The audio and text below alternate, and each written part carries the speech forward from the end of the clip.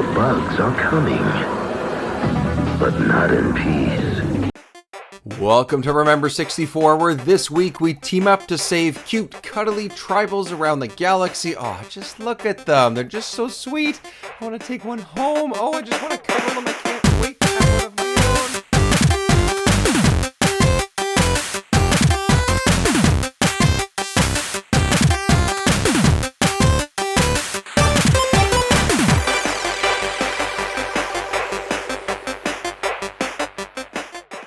Welcome to the show, everyone. My name is David Petrangelo, and this week we are playing and chatting about Force Gemini.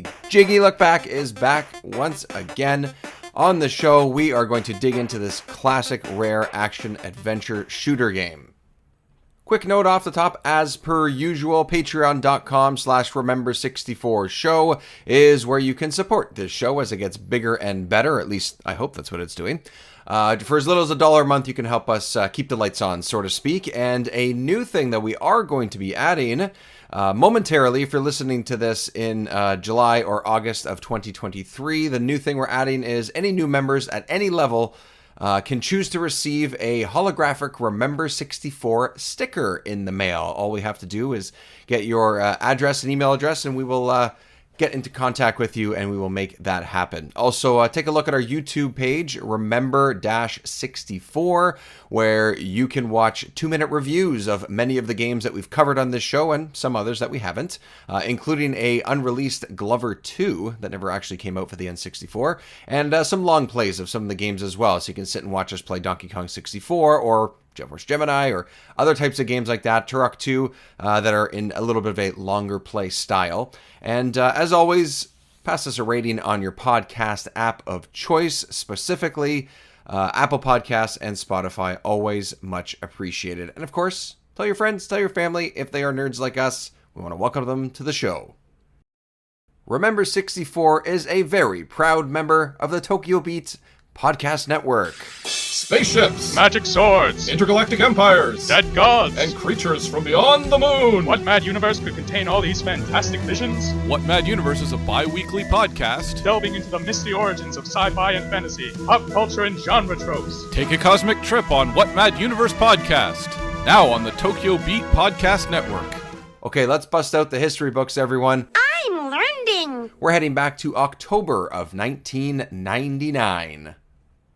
Force Gemini had players control a team of futuristic bug squashers consisting of siblings Juno and Vela, jetpack-loving Lupus, and their Floyd the robot. The goal is to save the galaxy from the evil Mizar, or Mizar? I really should have checked that, and save tribal members who have been captured. Lead programmer for the game, Paul Mountain, was a little bit newer to Rare, the now Juggernaut developers. He said, quote, "I joined Rare as a software engineer graduate in 1996, just 1 year before you started working on Force Gemini, and he was working at that time at Diddy Kong Racing."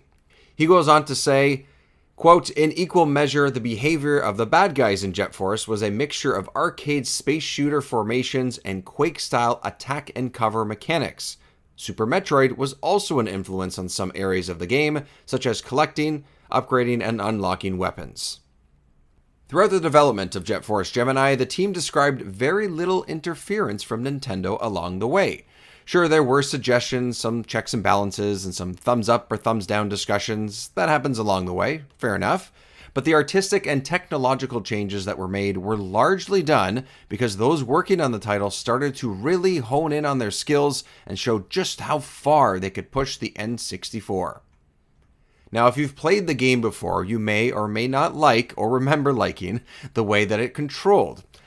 We're going to talk about this in our discussion in just a few minutes, but the choice to have a third-person view that switched into a sort of 1.5 first-person with manual aiming was definitely intentional.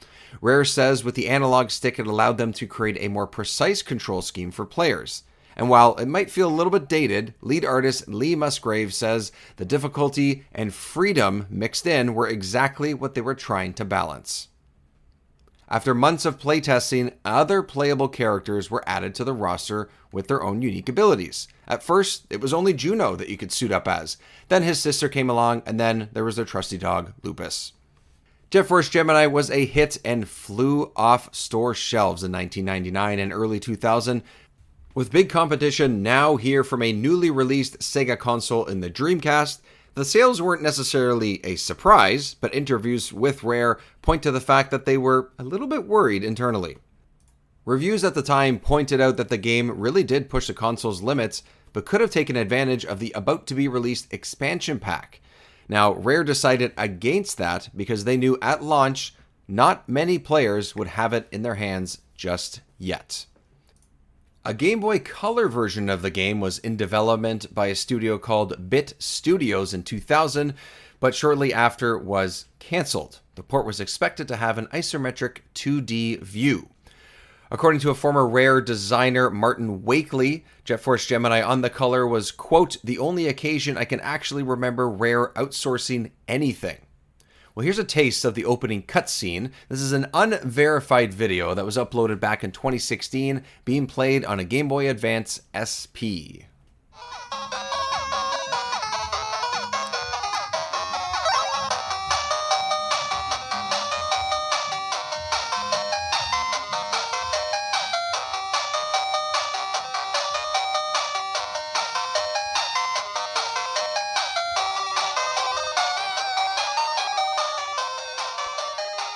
Today's show is brought to you by EPOS Gaming Audio, with a comprehensive lineup of both wired and wireless headsets, gaming amplifiers, microphones, and webcams.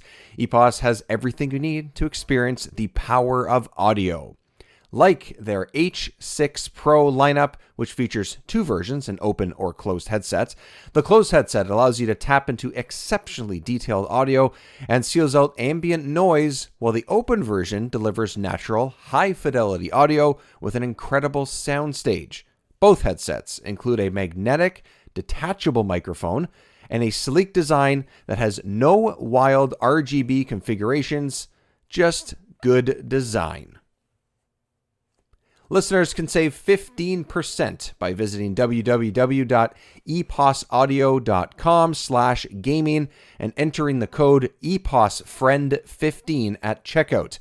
That is EPOS Audio, EPOSAUDIO.com/gaming, and entering the code EPOSFRIEND15, no spaces, no underscores, no points. All of that can be entered at checkout for a 15% discount. Blast off for galactic adventure with Jet Force Gemini for your Nintendo 64. Blaze into action with your team of adventurers bent on breaking the alien Mizar's interstellar stranglehold. An awesome 120 stages awaits you, each bristling with its own brand of terror and robotic power-ups. Jet Force Gemini, a force to be reckoned with. Playing now on your N64. All right, as per usual, it's time to talk about the game. It's time to talk about our experience with it in the past and now. And I'm so happy that Jiggylookback is here once again, returning guest / co-host / good guy all around. How are you? How you doing? I am doing fantastic. So. Amazing. Even after slugging away at this title at Jet Force Gemini? I think so. I mean, I got a couple ant heads to show about it. Yes, exactly. There you go. Exactly.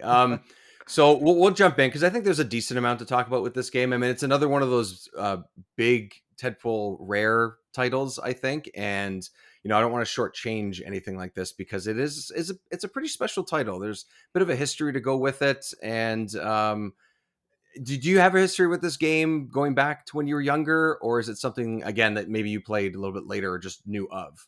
So the second one, a little more, but okay. So my relationship with this game is a little complicated. Okay. Because obviously I'm a big Rare fan, and I had it in my N64 collection as a kid, and I did not play too much of it. I mean, I don't even think I unlocked Vela. Like I just played as Juno, and I remember getting to a specific area, and I got to it again, and I remembered this area because when I was a kid, it actually scared me. And it's like an abandoned church, and there's like the guy out there that plays, he's like, oh, what have I done? And he like plays a memory for you, and of him like turning the ant people into zombies and everything. Zombies, yeah. Yeah. So that scared me as a kid, and I think I stopped playing there. and I just never went back to it until now. And I'm like, I don't know. It was also kind of hard for me. I remember, Yeah. like, when I first played it, I was like, this is really hard.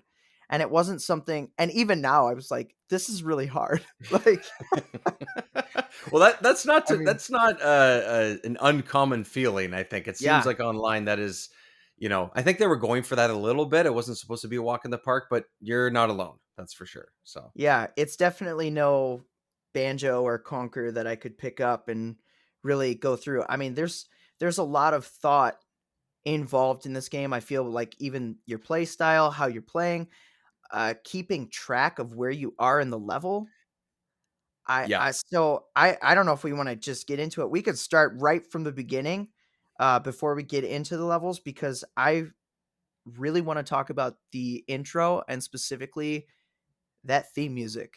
Oh yes, my gosh. yeah. So I actually have a not too different story than yours going back. I think I mentioned this to you like a few weeks ago when we first said we were going to play this game. I was like, I think I played the first like 2 stages Yeah. and maybe one of the other stages as Lupus because my buddy unlocked it. I never owned this game, but I played it a Yep. decent amount at my friend's place who had it. And it would be like, oh, I'm going to play a level. Oh, we're going to play a level. And then inevitably, this was the household where I've told this story before in other episodes, but where we would just take this cartridge out and then the four of us would just play Rampage for the next like There five you go. hours and go Hey, like all the way Rampage. to the end. Yeah. Rampage is great. So it is. It's excellent. It was great.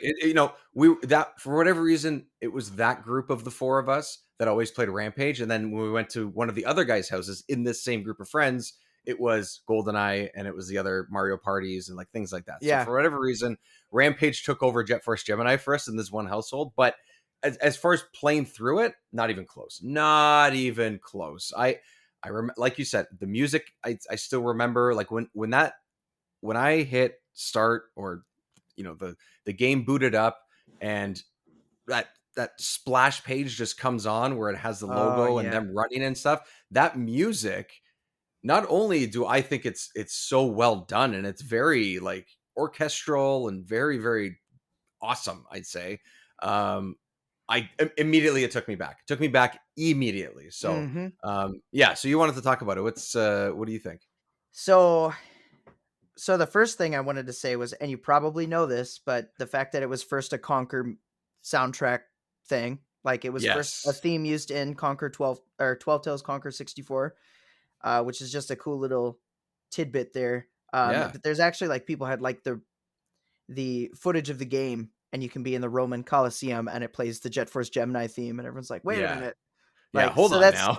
yeah, so that's super cool. I just like that, and I feel it does have a very even all the music honestly has a very rare feel to it, and you Yeah. don't Yeah. realize that feel. I don't know if it's like the brass in combination with the like really synthy sounding stuff.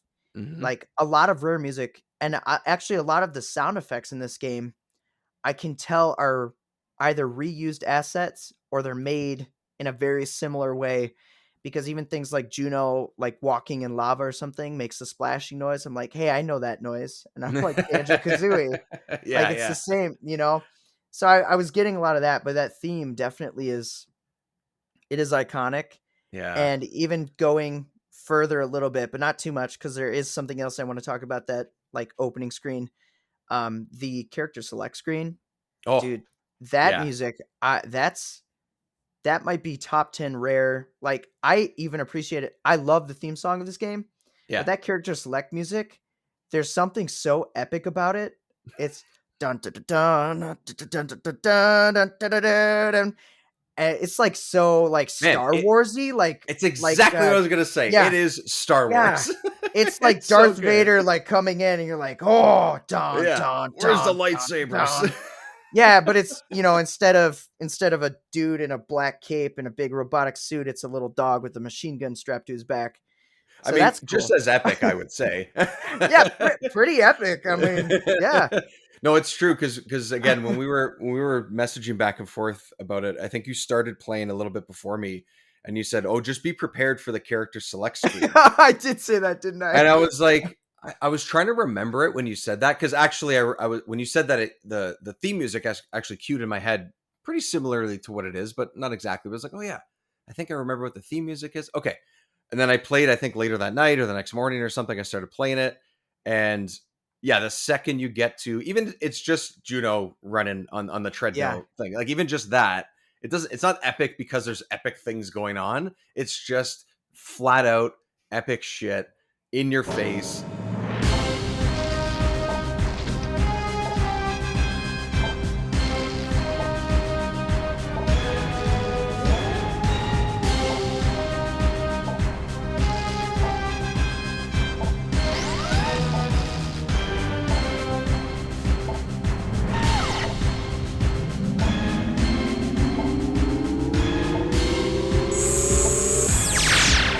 Just goes fucking hard and it's great.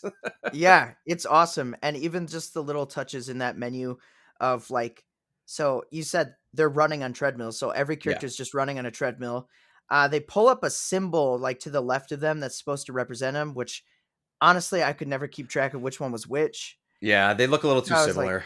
I was Yeah. like, that's kind of a missed thing. But I thought it was cool that they show like for some reason like an X-ray of their body or something on the right. And it's bizarre, but it kind of fits that, I don't know, they're just, this is how they're doing. This is their health. This is their, like, their body is like their condition. And I was like, it just kind of adds like a weird, like sci-fi kind of Yeah, it just adds thing to the going on. layer of the fact that you are somewhere else in the galaxy and this is the technology they have. And Yep. I think it'd be cool if that was reused somewhere else in the game. Like maybe that was your health bar or something. I'm fine with the way that the health works in this game, doesn't bother me or anything, but if like, I don't know, part of the health logo was that, like the body, maybe they couldn't pull it off, maybe just too much power they would need to kind of do that while the game's running and everything. But yeah, it's just another layer of detail that's really, they didn't have to do. You could have just had their face with that music and it still would have been cool. But there's a lot going on. They're on like a ship and the treadmill, like we said, and and when you spin around and pick the different characters, the whole thing shifts as if you're, moving around the room and like all these mechanical sounds are happening. It's a lot of detail going on in something that really you just flick the joystick a couple times and press A and you move on. And it's like, it's great. Functionally the same as Donkey Kong 64, but yes, it's so much. Yes. I mean, as much as I love that character select, just because the characters like call out each other, and it's kind of funny. But it has charm. Excuse me, it has charm. But Jet Forces is just, it's so over the top for what it is, right? So, yeah, over the top sci-fi, and there's other over the top details that we'll get into and stuff. But that was somebody's job, and they went hard. They're like, if this is the one thing I'm doing in that game, this is it. Yeah, it's gonna kick so much ass. No one's gonna play this game. They're just gonna sit at this menu the whole time. I even looking on Reddit, like I'm in a lot of like rare game forums and everything, and going in, and that was one thing that somebody said. They're like, that character select screen is easy top 10, and I'm like, it is. Yeah. I cannot disagree. I think the music in general in this game is great. Again, like you said, a lot of rare games are like that. I think it's be hard pressed to find one that isn't at least enjoyable on some of the stages, and they're not. None of them are throwaway. And on top of that, we'll get into like playing the game itself and stuff too. But as far as sound goes, since we're on that topic, there's a lot of voice acting in this, which I didn't. There's not a ton, but there's some every once in a while that you get. There's some like, and when you don't, you get some like sound effects of when everyone talks, kind of like Banjo-Kazooie, things like that, little and like that's a little like personality thing. So like, they went for it on all the different levels, I think. And whether someone's talking or whether you're reading it, whether there's sound effects or not, when someone's actually talking, the writing is really kind of fun and cheeky and everything too. Like, okay, so before we get too segue, I just wanted to bring up. Yeah, sorry, I'm everywhere. One thing. Well, there's so much to talk about because there's so many different little details, and there's layers. Try to cover it all. Yeah, there's layers. That's a good way of putting it. So in that first title sequence screen, it's so cool how, depending on how far you are in the game, the title sequence like changes, like what's happening on screen. So you start at the beginning, it's just Juno running, and then it's like as you unlock the characters, they show up on the title screen, and then depending how far you get, like at one point you get better armor and stuff, and then it replaces them, and then they all have their different outfits on, and it's Mhm. just a cool little touch that I don't know. It's just neat. It adds another layer to it. It makes Yeah, you no. feel like you progressed and that your team is more, I don't Yeah, know. exactly. Yeah. And I kind of so I mostly played this. I have the cartridge and I played it, I think, I don't know, 3 or 4 stages or something like that on the 64.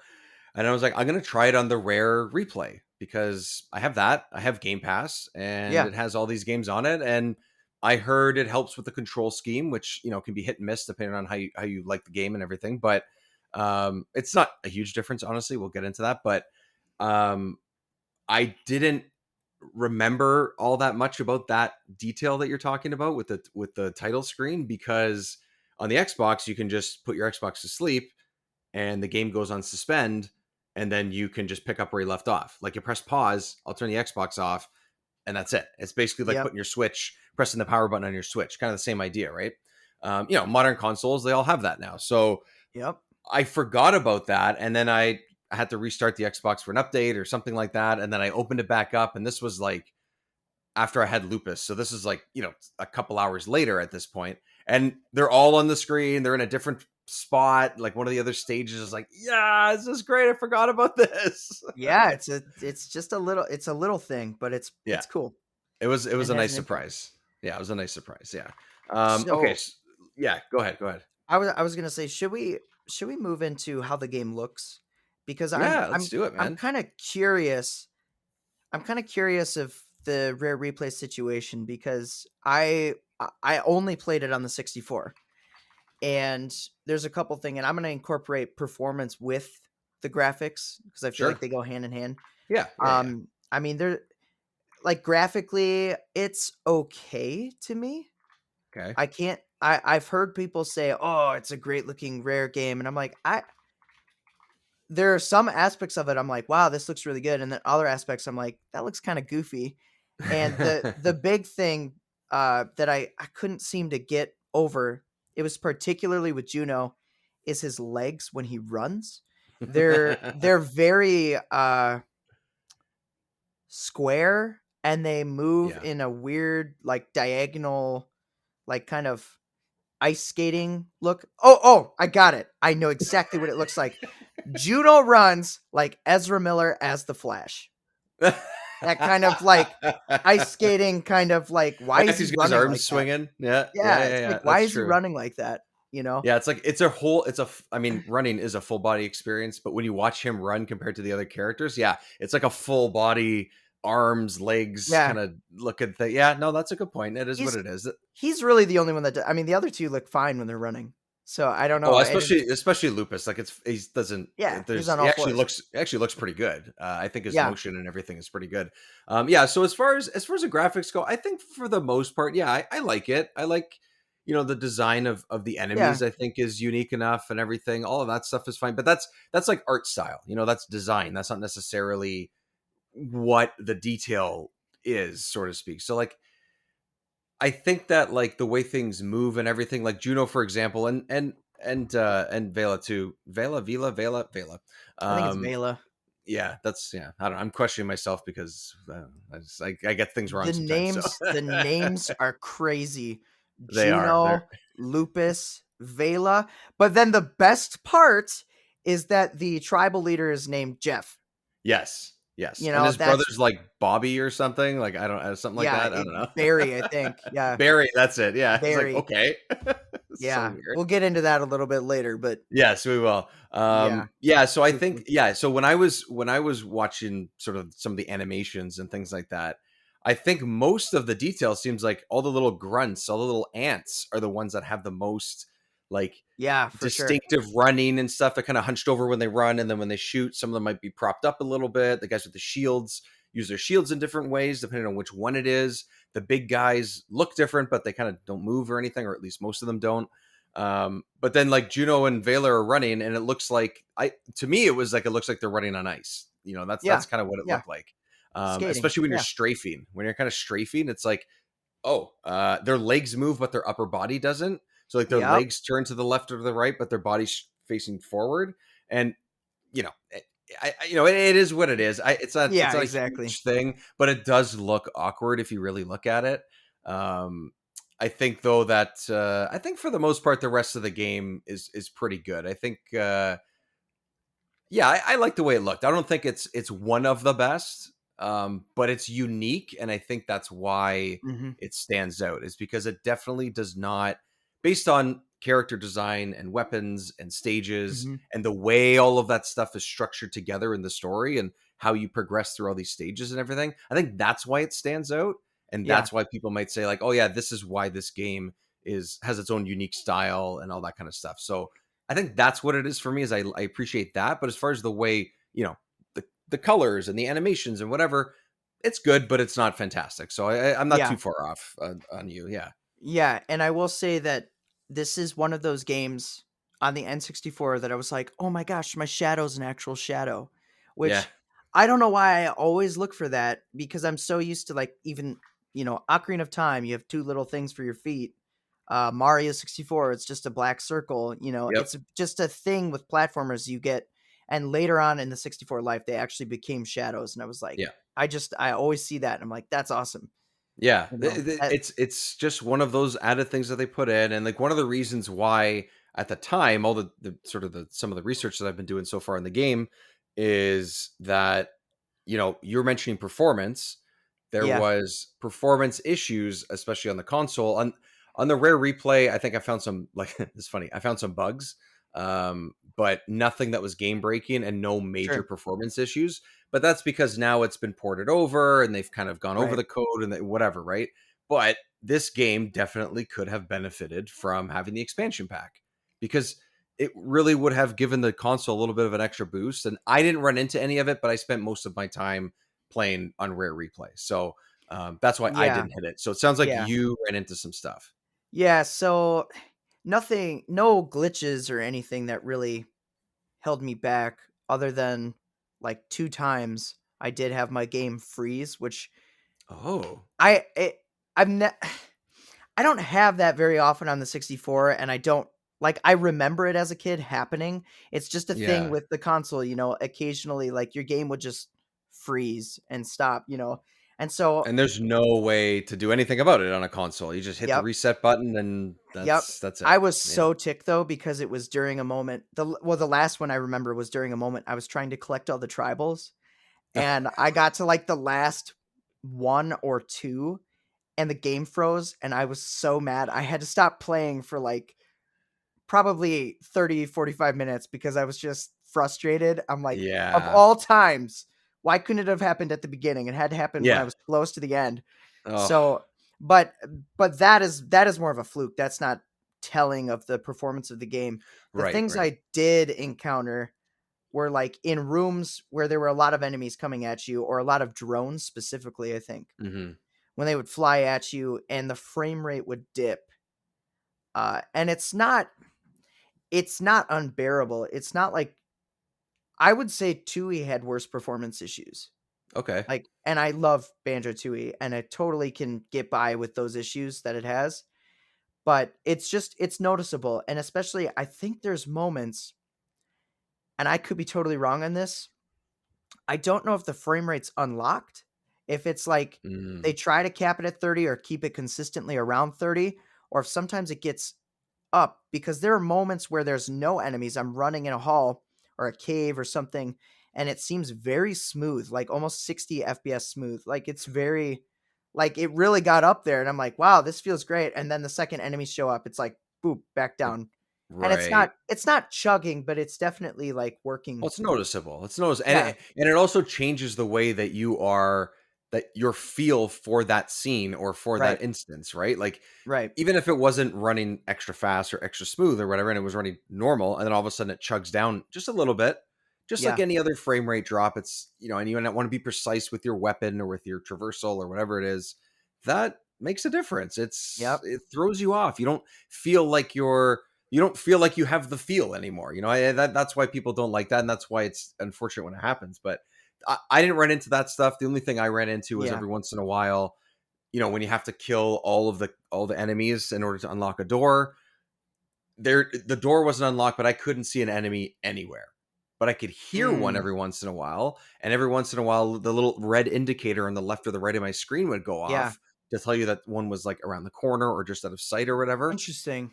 And then I would throw a grenade at like the corner of the wall where that sound was kind of coming from, and then I would just see the green blood come out and it would die, and then the door would open. So that happened a couple of times. Yeah. Yeah, So it and just that's got not on stuck the in the wall. 64. Yeah, so it spawned into the wall. It wasn't shooting at me, which is interesting. It's not like it was, Yeah. seen through the wall. It just, and I couldn't see it. It's not like I could see the antenna or its foot or its gun sticking out of the wall. I could just hear it and see the indicators, and that's it. Wow. And the guns wouldn't do anything because the wall was in the way. So I used grenades in order to get an explosion. And 1 or 2 grenades later, I was like, okay, the door's unlocked. Yeah, that's pretty wild. Yeah, nothing like that happens on the 64. At least not to me, but I will say it was kind of annoying when you do kill all the enemies and then one is like laying on the ground just spasming. yeah, then there's just it's just a matter of time before they just perish. But for some reason they add that detail and they sit there for like 10 seconds and you're like, why isn't this door opening? And then you turn around, see it on the ground, and then it starts to disappear and you're like, oh, okay. And then the door opens. Yeah. You hear the flies buzzing. That's how you know that the one's on the ground. Yeah. Which is like another one of those details of the game that is like extra gruesome in a game that is sort of lighthearted and sort of like not family friendly, but sort of like geared towards maybe slightly gamers, but also not. And I'm just like, is this game supposed to be violent or is it not? Like, I don't like, I know they're just bugs, but at the same time, they give you guns that can like explode things like giant rockets, and these bugs, they explode and there's blood everywhere. There's like bug blood everywhere, and it's clearly like trying to push that rating. It's teen, right? I think it's teen. I don't have it right in front of me, but it is. Yeah, which makes sense. That's totally fine. There's nothing wrong with that, right? I think that makes sense. But like those weapons, the gruesome stuff, the sort of like.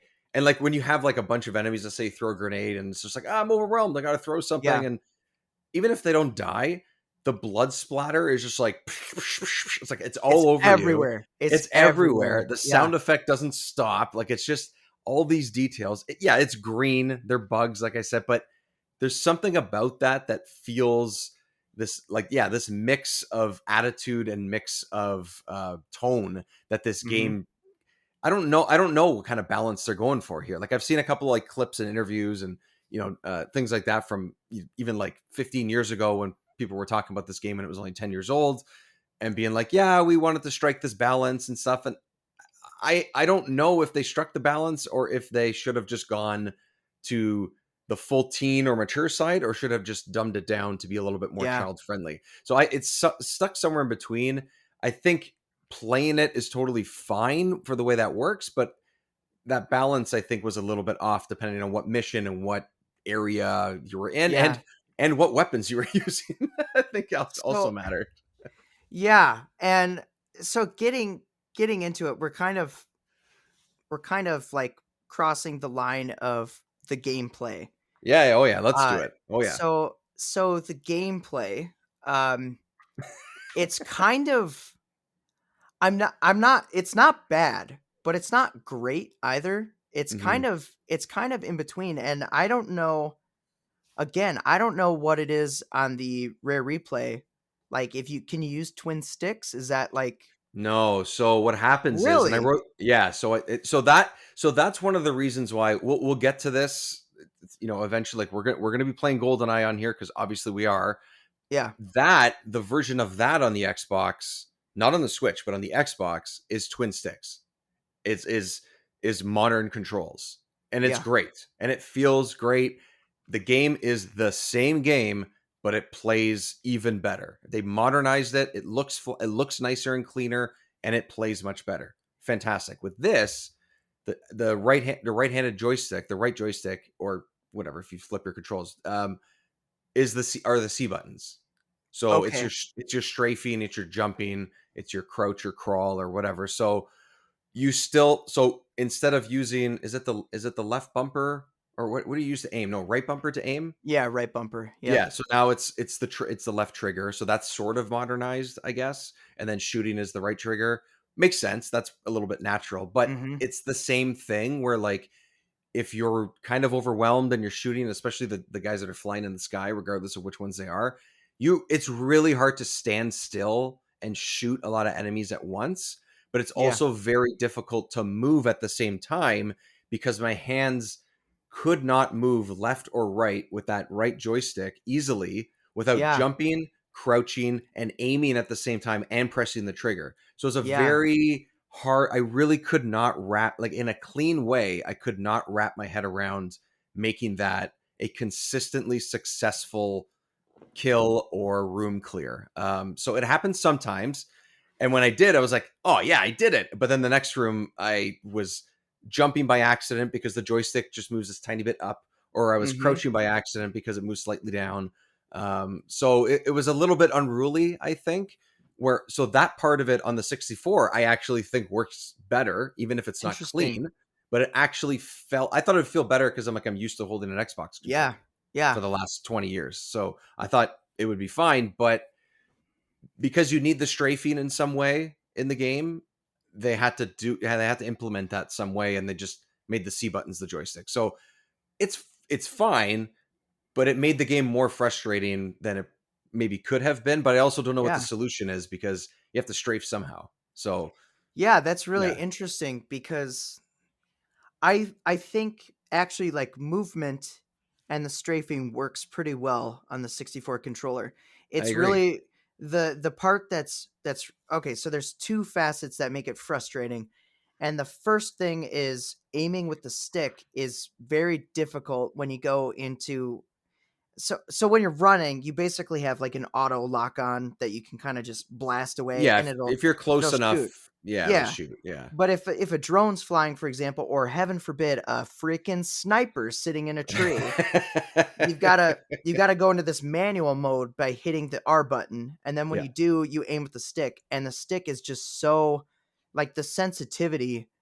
And I don't know, I didn't really look if there's an option to adjust the There sensitivity. there isn't. I I just checked. assumed there Yeah. wasn't because it's a Yeah. Nintendo 64 game. Like they didn't think Yeah. of that. But it definitely is like so sensitive because the slightest Mhm. movement just sends it flying.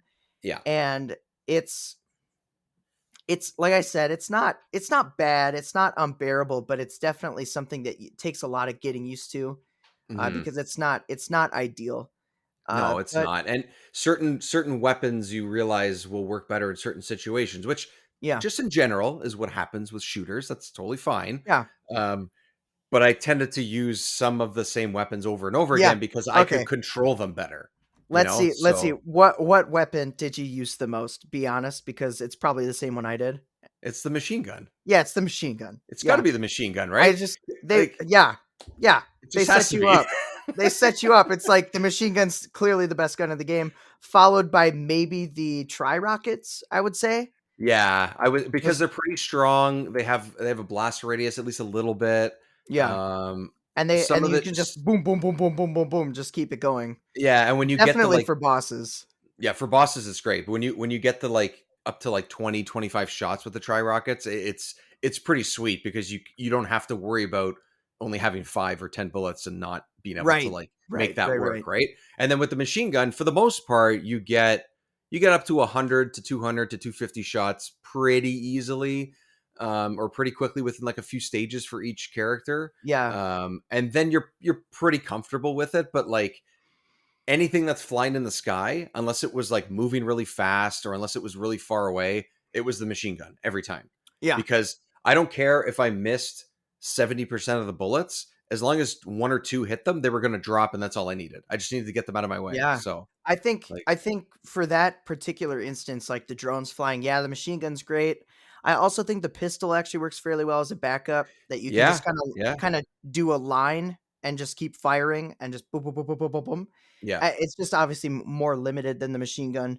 I found the But it's machine gun. accurate. It's pretty Yeah, accurate, which is why it worked. And it was easy. For whatever reason, it's probably just in my head, but I found the pistol the easiest one to control. It's probably just in my head though. yeah.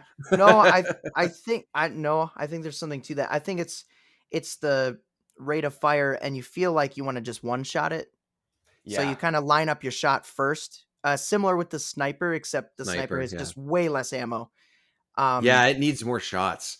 I Yeah, it liked needs way using more it. It shots. needed more. Yeah. It was But fun. the machine gun I actually found like the ideal weapon for killing the enemies with Yes. shields that hold it up, Yeah. because there's like small windows where either they're running away and you can Mhm. shoot them from behind, or you can kind of shoot around them and get like their arms sticking out or their legs sticking out. Yeah. But the machine gun, you just kind of hold Z and forget about it and just be like, they're gonna die eventually. So Yeah, you just spray, literally just yep, spray the scene.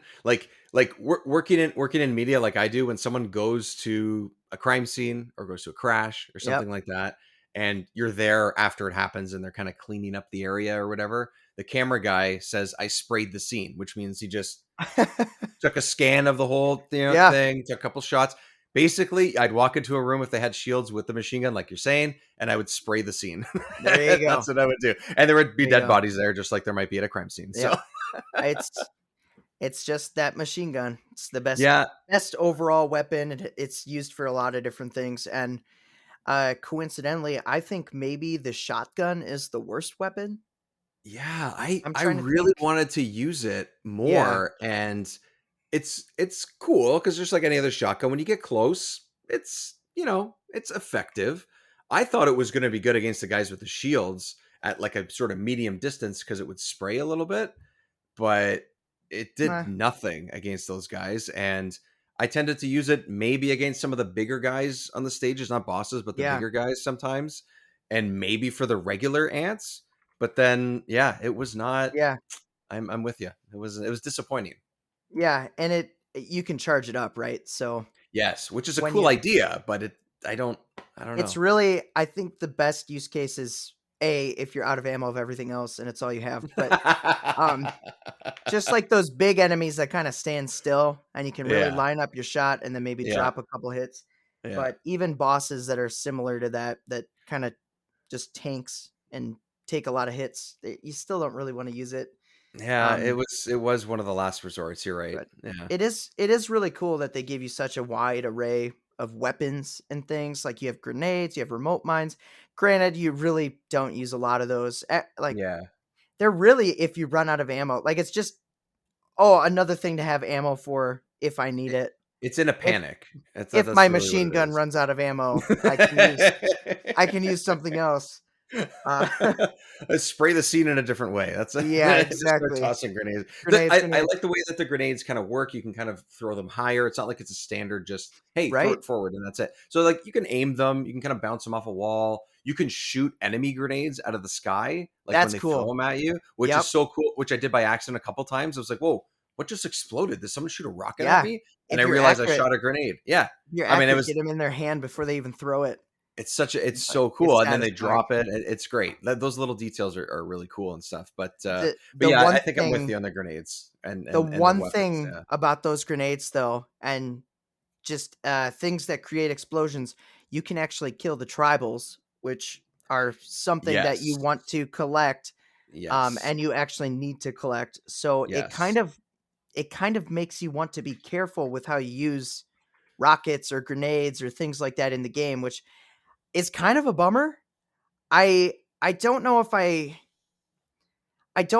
dislike the idea that you can kill the tribals because it's kind of funny, but I don't like it when the game so at a certain point the game requires you to collect the tribals. So Yeah. to progress. And so you need to go back and collect all of them. And so it can be frustrating when you're in a room with enemies. Say the grenades are all you have, you use it and you accidentally kill a tribal. Well, they work like the music notes in Banjo. You have to restart the level if you want to collect them all. Yeah. Yeah. Except you could in Banjo at least you couldn't kill them and they couldn't disappear, you know. They were just like Mario coins, really. Is Yeah, you just have to so find them. On this one it's like, "Oh, I yeah. killed it. I got to completely restart. That was the last I mean, one." that is very frustrating. I mean, when you messaged me just a couple days ago saying that you need to collect all the tribals to get to like the final boss and everything, I was like, well, my goal was to try and get most of them because I wasn't trying to avoid them. I was like, oh, I found them, Yeah. great. Yeah. I liked finding them. I was like, oh, they're cute. I want to save them, especially like Yeah. the baby ones with Yeah, the with the little pacifier in their mouth. pacifier. Yeah. Yeah, and I love one of the details where if you can't see it and it's like up on a ledge or something, they like throw an axe at you to tell you that they're Yeah. Yeah, yeah, close. yeah. That is so fun and adds like this little like almost like desperate personality that they have, because they're like, save, look, I'm up here. I know you can't see me, but look, hey. Yeah. But there's no voices, right? So they do. I love that Yeah. little detail and stuff. I'm not but, coming down to you, Yeah, but I here, so you come up to me and grab me and carry me down. yeah. That's the way I Especially take that. especially Lupus. You got jetpack, man. Get your ass up here. Yeah, exactly. This is your job. But like, so then this is also part of the tribals are also part of this like tone balance that I was speaking about before, where they're cute, but there's also a very serious situation. When you start the game, they're all being rounded up. Some of them are being shot and blown up, and there's red blood, which for some reason feels like it's more real, even clearly it's not. They're crying.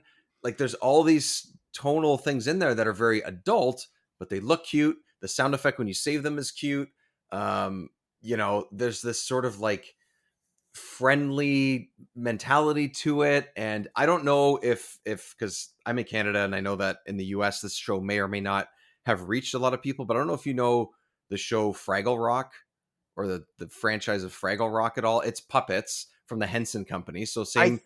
I've heard of it. Yeah. So they're I'm sort gonna of look like at the picture right now. look it up. Yeah.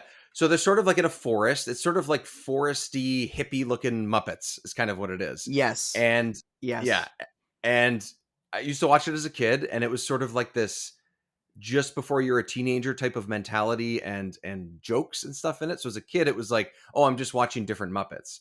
And I didn't really understand what they were saying. This game is kind of like, oh, these are Fraggle Rock characters where the world is in the forest and they look kind of tribal and kind of different or whatever. It's a little bit serious, but it's also kid-like. And I wanted to save them all because I wanted to save them all and to be the good guy. Yeah. But every once in a while, there'd be something where something funny would kind of happen when one of them gets hurt or dies. And I was like, should I be laughing at this? Yeah. And I couldn't figure out if I should or if it was intentional. Well, let's just put this note into game devs and things like that, when you have something to collect like that, especially like a character or something, don't make someone have to collect all of them. Yes. If like make us collect 50 tribals or something. Yeah, that's what I thought I had to do. That's why I was like, I'm going to get most of them and that should probably be fine. Yeah. No, you have to go back. It forces you to backtrack. But interesting enough, forcing you to backtrack kind of reveals mechanics of the game that I actually wasn't aware of when I was playing up until that point. Like, I did not, and maybe it just said it. And I'll just say this about the plot in general. Like, other than that, there's that first cutscene where Juno's sipping on coffee. They're all just hanging out, and then He's they're got his like, feet up on the desk, and like, and then all of a sudden they get raided, and they're like, we gotta go, we gotta whatever. I was not following the plot at all. I mean, I don't know what I know like Mizar is the bad guy. Yep.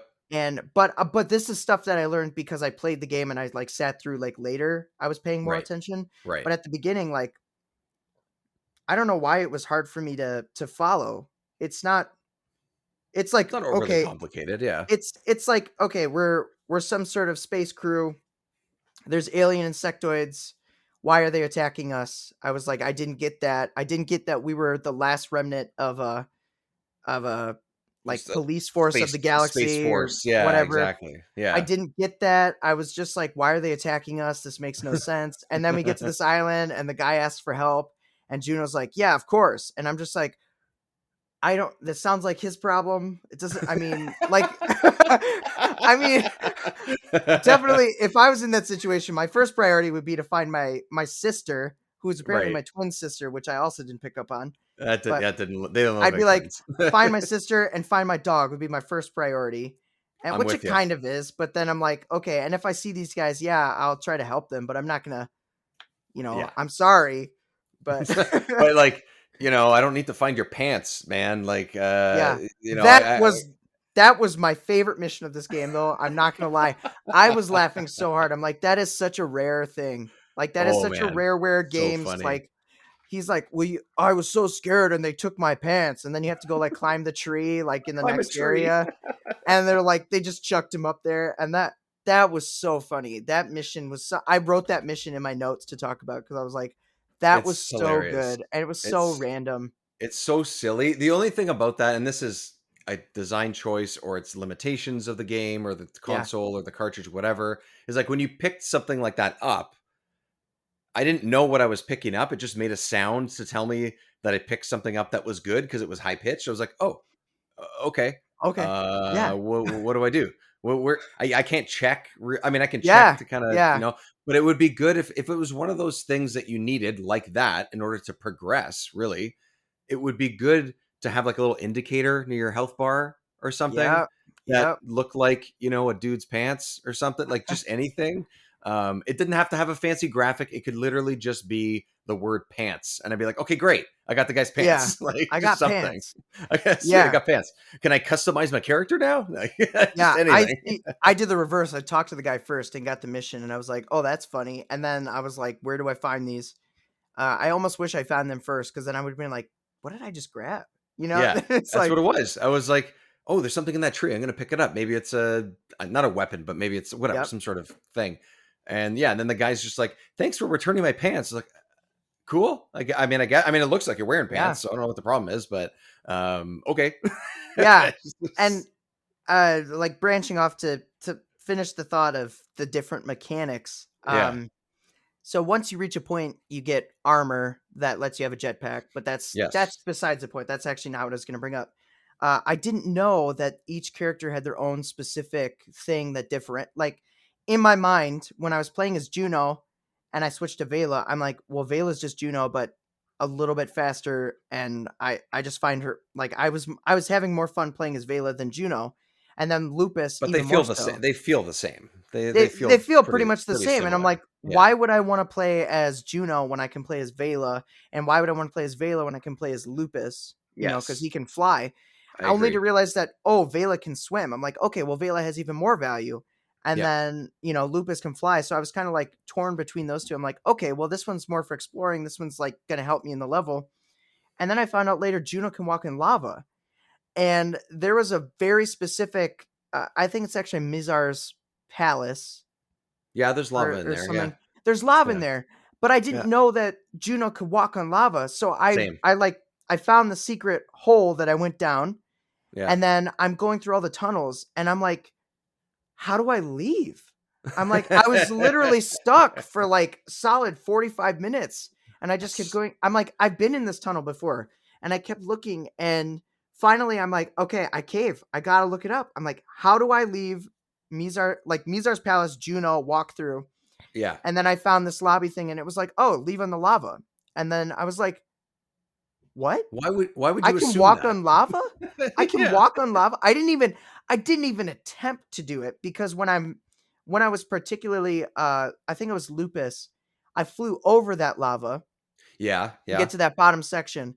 But at one time I missed and I landed in the lava and got hurt really bad. So I was like, Right. oh, well, lava's bad. Yeah. Which Well, is a sane thing to think. I think that's I think I haven't stepped in lava in a long time, but the last time I did, it hurt. So, you know. Yeah. Yeah. I think Ed Sheeran can confirm that stepping in lava is bad, if you heard that story a while back. But yeah, so I don't know if they tell you that at some point that Juno could do that. I missed if they did. It was something that I had to look up as well in a similar way. I definitely did not give myself 30 to 45 minutes. I was just like, all right, I want to keep going. Yeah. Um but I really tried. I really tried to do this game without like any walkthrough oh, or same. anything. I always try to. So Yeah. difficult, so difficult. It was like Yeah. I found myself. So part of the charm is exploring and Mhm. finding new areas and everything. You're Yep. like, whoa, that's really Absolutely. cool. Which is really cool to do when you're playing through the game. It's really lame to do when you're backtracking and trying to collect all the tribals. And you're like, oh my gosh, Right. there's an entirely other planet that I need to go to or whatever. Which happened as Vela for me. Yeah. And it just added more to it. And um I just found that navigating like a lot of places, like even just looking at the first world, like Outset or is that what it's called? No, that's a section of it. Goldwood, Uh Goldwood, uh yeah. Yeah, yeah, right? yeah. Yeah. Goldwood, that first world when you go in, like, everywhere kind of just looks the same, and you're like, did I walk down this way? And then Have you're I kind been, of I've been here? re-navigating the same areas, or maybe Mhm. they're slightly different, and it's really hard to tell. It's just one of those games. It's kind of like you got to keep exploring till you find stuff, which is Yeah. cool, and I appreciate it. But trying to do something and complete a game for like we're trying to complete this game so we can talk about it on the podcast, and I was like, Exactly. dang, this is not for the faint of heart. This is for someone that's Yeah. like, they really need to go in and they really need to pay attention to where they've been. Like, it's enjoyable, but you will be frustrated, and it's not something to do if you're trying to get something done. Yeah.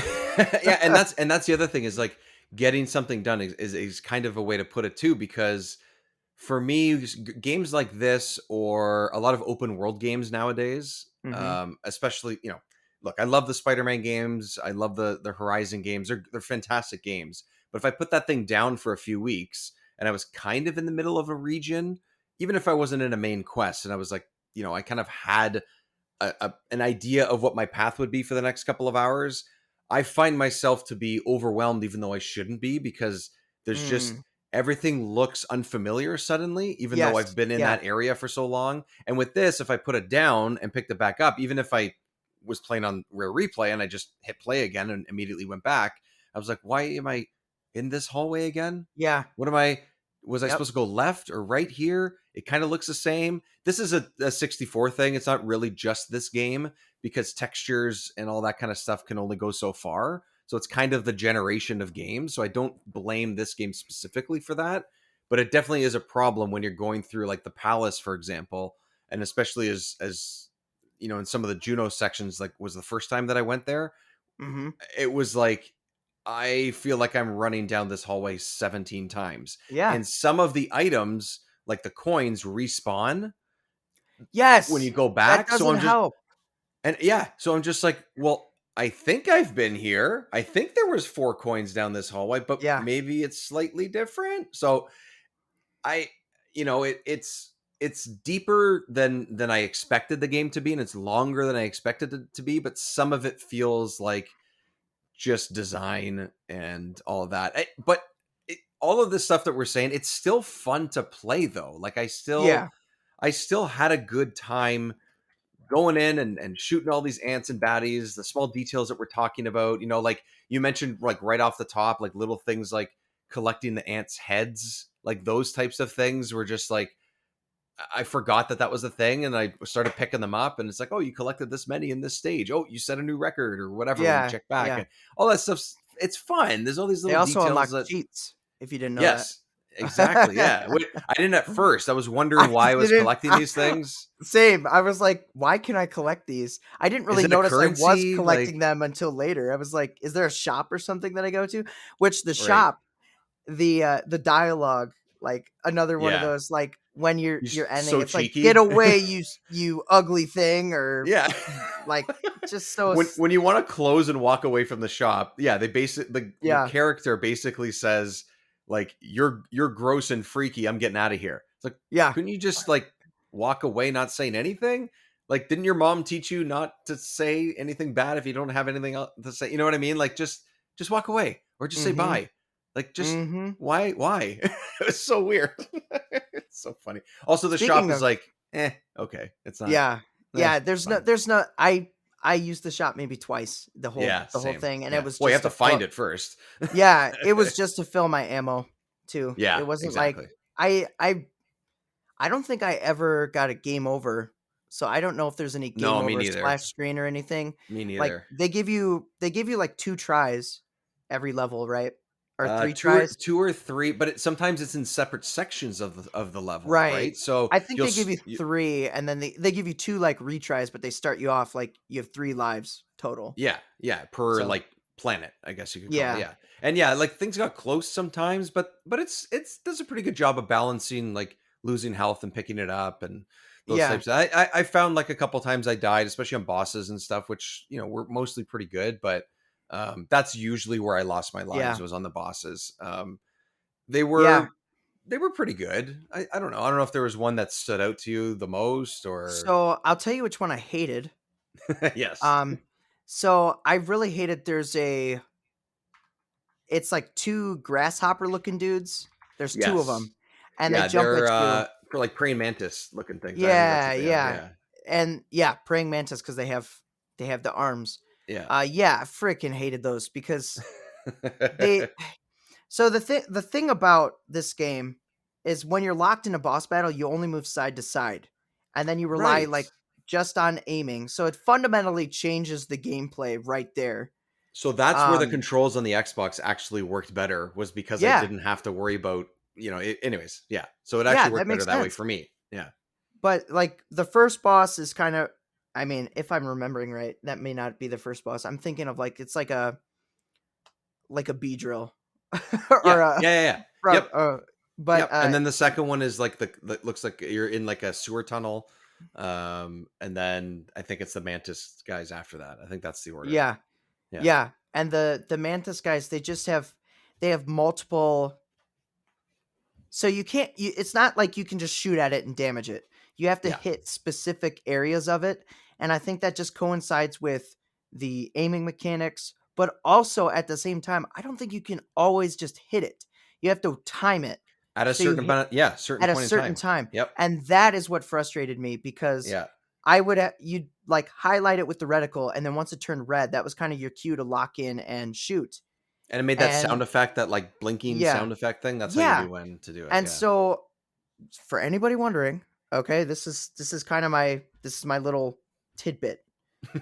Those the arms, if you're struggling with this boss, just use the tri rockets for right away. And Yeah. just if you nail it, you can knock their arms out in like one or two hits tops. So you Yep. can knock out both arms, and then they try to attack you with their tail. Switch to the machine gun and wait for it to poke over, and then you can kind of blast it, and it'll turn red, and that's your indicator. And once it stops turning red, stop firing, conserve ammo. Yes. Exact. That's the issue. And Anyways, then go ahead. Yep. Keep and going. then if you're at a point where you still have tri rockets, that's kind of your ideal situation, and then they'll attack you with their head, and then you just time it and smash them in the head. But that is the only boss I think that I really like had to keep playing to beat. Like the rest I was kind of like one or two Yeah. tries max, but that Yeah. one I was like over and over and over, and I was like, dang it. I kept running out of ammo is the reality of it. Like I ran out of ammo Well, for the machine gun and the tri guns, yeah. and then everything else is like, why am I even here? Because Yeah, that's the problem, is that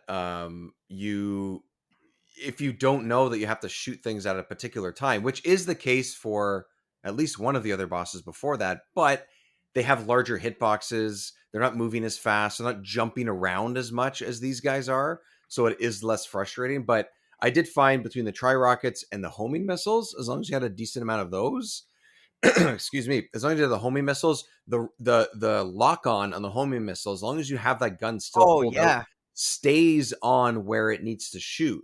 So if you could get the really, timing, yeah. So if you could get the timing correctly, it stays on it. And if I knew that it was about to turn red after I figured it out and died a couple times, of course, yeah, then I would shoot it just before it was going to turn red. It would slowly go towards it. It would hit it, and that's how I would get my hits. yeah. So that's how I kind of cheesed that one specifically. I did it for, I think, the one in the sewer, like in Vela's boss as well. But I had less bullets at that point, so it was a little bit more difficult. And that enemy was closer, so I could use other guns that were a little bit more effective, like the machine gun and stuff is a little bit better there. But yeah, that's how I did it for those guys specifically, because the pieces you have to hit, especially like the tail and the head, are so small. Yep. And they're so far away from you, and they move so fast that it's like, well, is this going to be a 15-minute fight, or can I actually beat this thing in like the next 4 or 5 minutes, like the other ones? Yeah, it's frustrating. Yeah, it's a little bit frustrating. I felt less frustrated maybe than you did, because the controls felt a little bit more intuitive when it kicked into that different mode. So the strafing, I didn't need a separate button to strafe anymore. I just needed the left joystick. So that felt a lot better.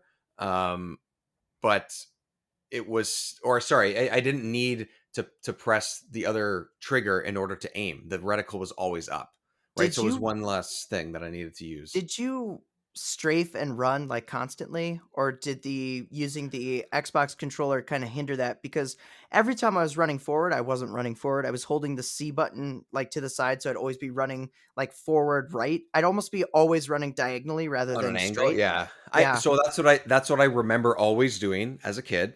playing this on the 64, and that's what my habit was. And immediately when I picked it up and put the Yep. cartridge in, but because of the way that the joystick works, because it's sensitive, the slight movement a little bit up or like halfway up on the moving the joystick up like a sort of quarter circle would make Yeah. me jump.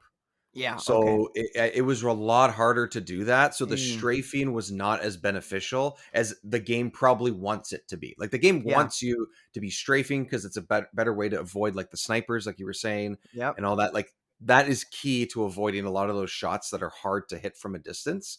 But I was running into losing a decent amount of life in those instances because Interesting. I couldn't strafe a lot. Yeah. So I was like, so sometimes there were some levels where I could see a sniper in the distance, but it couldn't see me yet.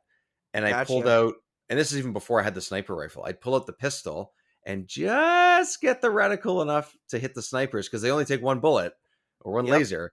And I would shoot them from a distance. And then now I wouldn't have to worry about them when I ran into that area. So, I kind of cheesed the program a little bit in the game, but I knew from dying 2 minutes prior that Yeah. that would help me. And I just sort of figured out a way to do I it. just So, the strafing is so helpful, especially yeah.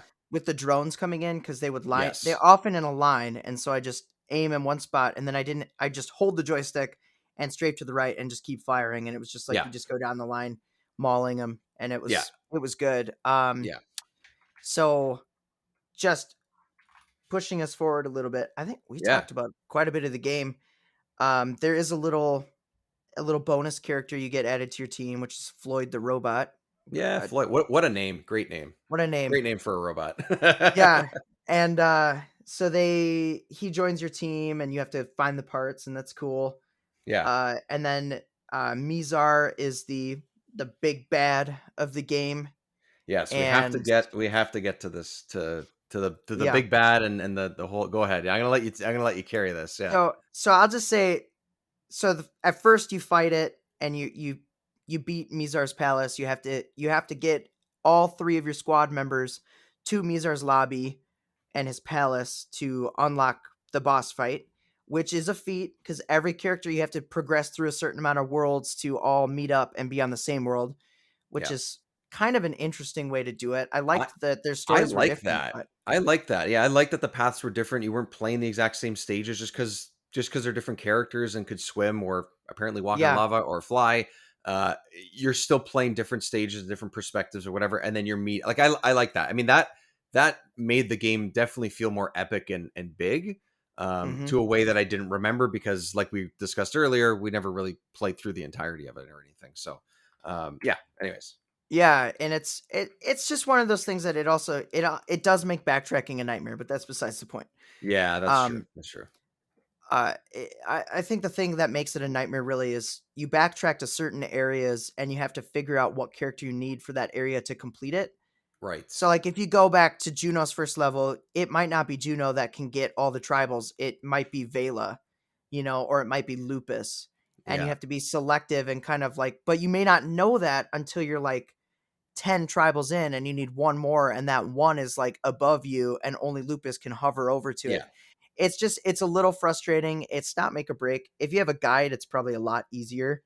Well, it would Which, be nice if the tribals didn't respawn every time you went. Like that, I yeah, think I if you think that like collected we were them, saying, that would have solved it. if you Yeah. collected them and it just stayed that way, I think that would have at least made it a little bit better because you'd be like, "Oh, I have one more." And then maybe you see him up in a tree, but at least you're not going through the entire stage and doing every last little step Classic to get to that point. Banjo-Kazooie design choice with the musical notes. That's what it is again. Yeah, it's true. Just It a is. not good way to do it. It's Yeah. not make or break, but it definitely makes it more difficult than it needs to be. Yeah. But so anyways, you get them all in the same spot. You fight the final boss, and Lupus takes charge initially. Hmm. And I I mean that fight's super easy. It's a cakewalk. You don't really have to do too much, and he kind of just retreats. And he's like, "Well, if I can't have my way, I'm gonna go destroy your planet." And then he flies up to an asteroid, and then they prompt you to go collect all these ship parts to repair this old ship that can reach where you need to be, and tribals. So you not only have to collect every tribal in the game and backtrack to every world, get every tribal, but you also have to get the ship parts. And the guy, Jeff, mother grabbing Jeff, like holds the last ship part hostage. So like he's like, you have to find all my people, and I'll give you the last ship part to save your planet. It's like so selfish. I can't believe it. I just don't like the guy. I don't like the Like, dude, guy. we've come this far. Isn't that enough? Like, Yeah, I'll go it's back. enough. Let me defeat the baddies. I'll go back and I'll save them. It doesn't have to be right now. Yeah, he's a jerk. Jeff's a jerk. And so going up, you get to this asteroid, you find Mizar, you fight him, you beat him, and it's revealed, hey, this is like a robotic body. And I was laughing when I saw this because it comes out and it's Barry, Jeff's brother. Oh, Barry. Oh, man, you don't even know. It's about to go off. And he's like, Barry? And he's like, I hate you, Jeff. He's like, I hate everything about you. I hate being in your shadow. I hate being your brother. Like, you suck. And he's like, apparently he was, I may have be misremembering, but he's like, I wasn't actually going to blow up the earth. I was just threatening to do it to like make my point across. And he's like, my body, with my robotic body, I could have stopped the detonation, but he still actually did a detonation or something. Yeah. And so, he had a bomb in his hand. He's like, yeah, he had a bomb in his hand. And like, so Floyd, I guess, makes the heroic sacrifice, which is sad because he was a pretty cool little robot dude. He just flew around and he had little gameplay, his own gameplay without the thing. Once you unlocked him, which we didn't mention, but you can stand on a pad and he would like come out. You get this like first person like ship control mini games. Yeah, little flying mini games. Yeah, you know what it reminded me of, and they're pretty much all like this. They're just kind of in different settings. Is if you ever played any of the Star Wars Super Nintendo games when they would put you in the Millennium Falcon or another ship. That's what it felt like, because that all of a sudden those games went first person and you're kind of dodging and shooting things every once in a while. It felt just like those. The controls were just as somewhat wonky as those ones were. It was kind of cool. Yeah, it's very short. It's only a couple minutes. Yeah. And it just made me bring up a point I didn't bring up in the control section when we were talking about gameplay. So I'll just briefly say it, but I really dislike how the game almost plays like a platformer, a third person shooter platformer. Like it feels fine. And then once you get into battle, it switches to tank controls for better or worse. Like sometimes it works really well, but pretty much. Yeah. I found it frustrating when I wanted to like move out of the way and I wanted to just turn around and run like a normal like platformer controls. And then all of a sudden you'd stop and you'd have to like back up, like reversing a car. And I'm like, oh, so that was, you have to turn right around all the way around in order to like go the other way. Yeah. So that like, it just switches automatically, which it's fine. See, but to me, other than maybe those specific scenarios, I like third person shooters and games much more than first person these days. Maybe it's just sort of lost its luster on me a little bit. I don't know what it is, but I like third person. I was excited to play this for that reason. And I kind of like how it's like half first person, half third person when you shoot. So like, to me, I kind of like that idea. You know, you pretty much are playing an FPS at that point, but you know, you can still see your character and you're still moving around. All the controls kind of almost stay the same and stuff, like almost feel the same. And I don't know, I like that part of it, but I know what you mean. That part, that scenario like that is a little bit frustrating. And I guess I gave it a pass on that because it's a game from the late 90s and 2000 and it is what it is, you know? So I just kind of let that go. But your point is made and I think you're not wrong. I just had to throw it out there because I was like, ugh. Yeah, but fair enough. It wasn't make or break. It was just like every once in a while it would make a frustrating situation and I'd be like, all right, well, that sucked. Yeah. But yeah, otherwise, I mean, pretty solid. Game's pretty funny.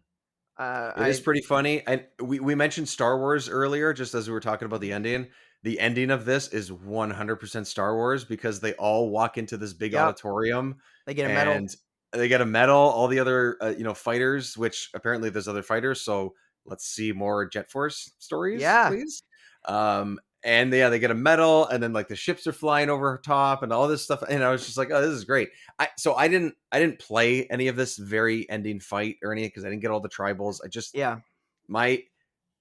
my story of reason why I couldn't finish is because my furnace busted in the house and I just wasn't home for a few days, and it was just way too hot in the house because it wasn't blowing any air from the AC, so the whole house was just baking at Yeah. just, Yeah. anyways. So I just, whatever, I took the stuff to my parents' place, and that's it. So I watched the last, I would say, half hour of the game, roughly somewhere in there, or at least an efficient playthrough of the last half hour, and then watch the cutscene and whatever. But it's just Yeah. like the Barry thing, the Jeff thing, the twist at the end, and then the Star Wars. And then, did you watch the credits? Yeah, when you're dancing in the nightclub. What is happening? Okay, wait. Oh gosh, there's a mission where you go undercover as an ant drone and you go into that nightclub. Oh yeah. Oh, there is. It's like a little, it's a little thing So for it's a completing nod to everything. that. But Yeah, it was just, it's so funny pretty funny. because the tone, again, the whole tone thing of this is, it's epic. It's Star Wars. You have your medals. You save the day. Everything. The ships are flying overhead. Whatever. And then it cuts to black. 2 seconds later, it's Juno doing, Disco Inferno in a nightclub, Yep. and everybody's dancing and stuff. And I'm like, what is happening right now? This is so Yeah. all over the place. I think I said something in my notes. I said Fortnite moves have nothing on Juno. Yes. So- Yes. There you go. Never mind the I don't even know what the Oh! moves are called anymore, but like, bring those into Fortnite. How I about am that? so glad I wrote this down Okay. because I totally forgot about it and I just looked at my notes. So Juno and Vela high five at the end when they get their medals. They Yep. like high five, and I said they never actually touch hands, and it made me laugh because They they're like, don't? they're like high five, and they're just like, shh, and there's like, like it's just the models and the animation, like Yeah, they it just just never didn't actually happen. touch, and Yeah. it's just They didn't so touch funny. squares. Like, they didn't touch a They didn't square. touch. They Yeah, didn't touch at all. anything. It was like there was a gap of air between it, and then they put their hands down. Well, you know what? They're twins. They're siblings. Maybe it was just a secret handshake. We just didn't know it. Maybe It it's just the could thing be. they do. Like the whole Could be. Fresh Prince half five, that thing. Maybe that's all it was. Maybe Yeah. that's what was happening. But it was So- it was funny. It's so there's aspects of this game. Obviously, there's things that probably could be refined and whatever. I was a little bit Oh, yeah. disappointed that the Xbox version wasn't more refined, but it didn't make it a terrible experience. But I think overall, I still had a good time playing this. Yeah. A lot of it is the epicness of it, the ideas that are in it, variety of enemies, weapons, like we were talking about. Like, there's stuff in here that's really good. Is it a complete home run? Not really, yeah. but I don't think that it's far off. I don't think that it's a complete disaster in any way.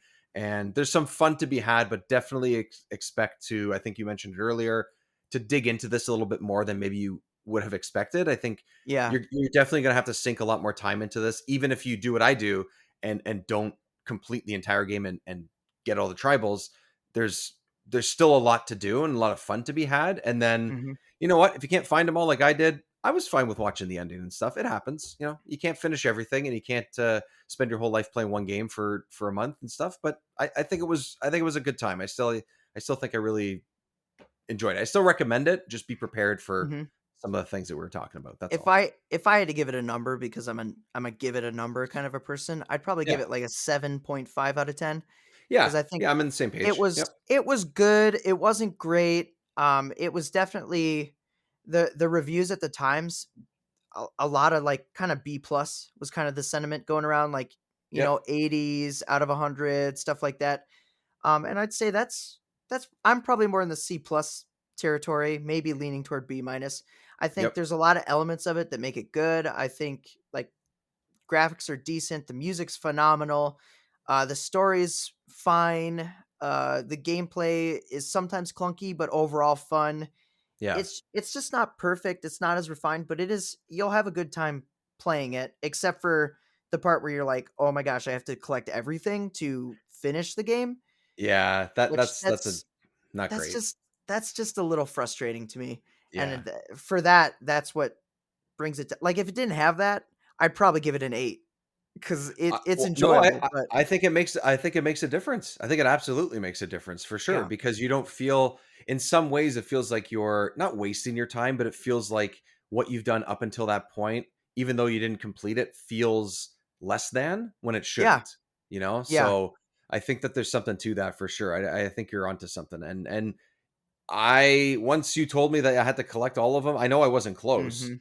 And I was like, well, I'm not doing it. Thank God I'm not home right now to Yeah. play the game, Yeah. because I Well- wasn't going to do it. So, I took a few days off from not playing it, but I I still was thinking about it afterwards. I was still, thinking about us talking about it, but also thinking about just the fact that I had a good time. I like the ideas in here. Most of the execution's pretty good, but there's some of those things that could improve upon. And hey, if you got some time to sink into it, even if you only play like half this game, as long as you get all 3 characters and experience like a couple stages per character, I think you'll have a good time getting to that point, and you'll probably play the best parts of it. I think if you do that, and that's probably there's enough. fun multiplayer too. If anybody cares about that, multiplayer is great. If you can get that running on the 64 with some friends, I think it's worth a shot. Why not? Yeah. And you know what?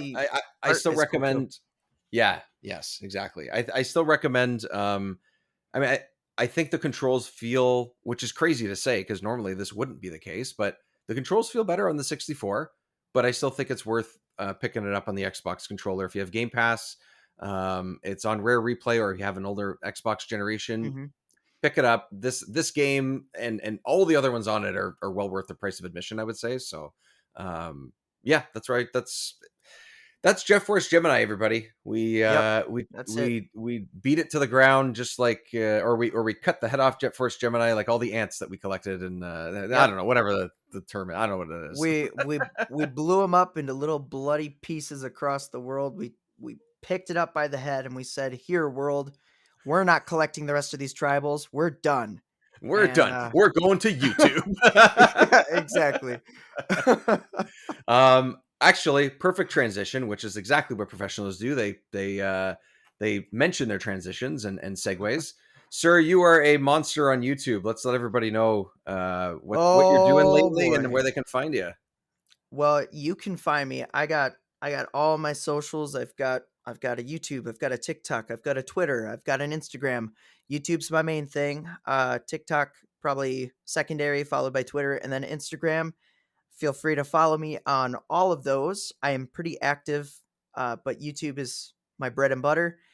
Last thing I made was Overthinking It, the most powerful ammo of the DK crew, which on a previous episode of Remember 64, we talked about Donkey Kong 64, so I love it. So anytime to push some content related to that game, I love to do it. And if you like Donkey Kong, if you like slow motion fruit exploding, and if you like the sound of my voice, you'll love this video. So I recommend you go I watch will it. say, I will interject just slightly and say this video has more in it than you would think. Has enough. It has enough different aspects in it than you would think when you would first click on it. So just be prepared, and in a good way. Believe me, in a good way. But just be ready for something different, fun, and goofy in the best possible way. So well done, sir. It's pretty silly. People are latching onto it, which I'm super proud of. Amazing. And then one thing I just want to mention. So Tim Stamper of Rare, because we're talking about Rare, he posted a comment about Banjo-Kazooie on Twitter and was like, "Hey, I always intended Banjo to be more than it was, have a bunch of games in the series, grow the fan base." And so I commented on that, and I'm like, it can still be that. Long story short, I started really pushing kind of a Twitter campaign of hashtag bring Banjo back in hashtag 2023E. And I've been pushing it every day, and it is gaining traction.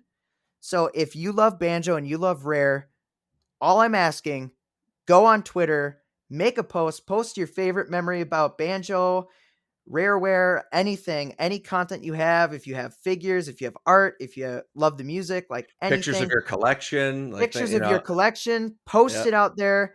Post it on any of your social media, but we're trying to get it trending on Twitter just for the heck of it, and really tell Rare, hey, like, you got to look at some of your old IPs and bring them back. I think I said in my first tweet, we're starting with Banjo, and then we're going to move to Conquer. And then who's to say we won't move to Jet Force Gemini? Oh, please, could we? Please, could we? Let's keep pushing. Like, I swear this game could definitely be an all-star title on modern consoles and controls and everything. I honestly do. Like, there's so many ideas in this, like we've been talking about, that I think it could stand out. Anyway, nice to see you again. Nice to talk to you again, man. We'll have you back very soon. Get ready, everybody. We got some big stuff coming. The two of us are doing some awesome stuff, and this show is going to keep kicking some ass. So thanks everyone for joining us on this crazy journey of Jet Force Gemini once again.